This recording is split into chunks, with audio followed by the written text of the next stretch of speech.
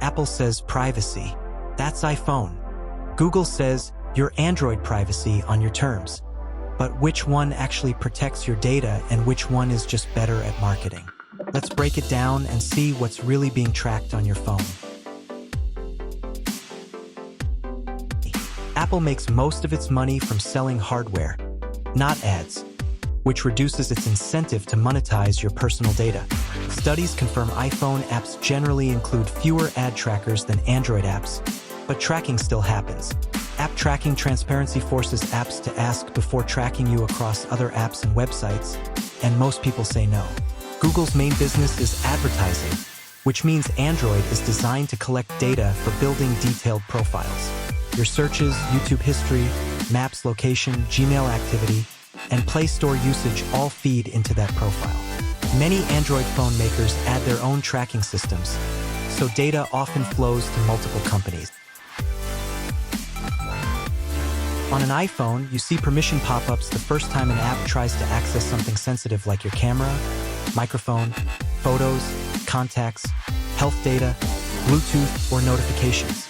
For location, you get more flexibility. You can allow once, allow only while using the app, or allow always. For photos, you can also choose to share all photos or only selected ones.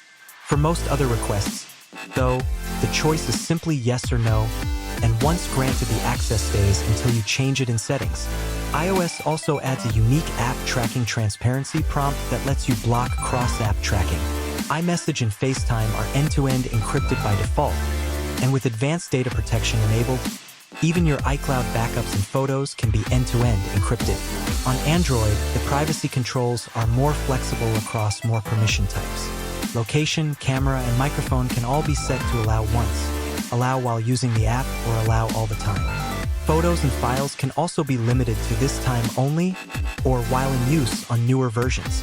Android will even auto-reset permissions for apps you stop using. You can revoke or change access anytime, and you can also turn off ad personalization or pause history tracking. The downside is that many of these settings are buried in menus, and Google Play Services still collects background data that cannot be fully blocked without breaking the phone.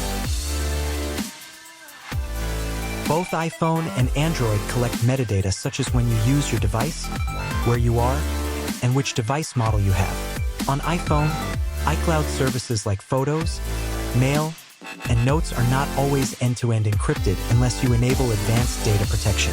Private Relay hides your IP address in Safari and some apps, but it is optional and not a full VPN.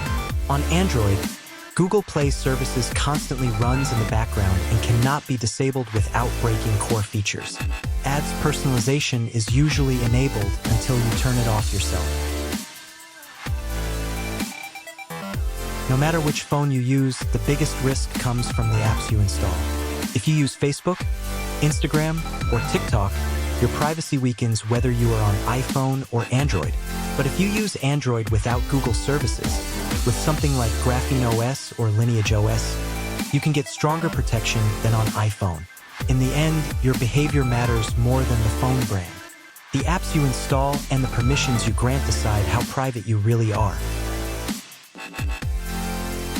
By default, iPhone provides stronger privacy, fewer trackers, stricter permissions, and more built-in protections. But with effort, a de-Googled Android can surpass it. For most people, iPhone is the safer out-of-the-box choice.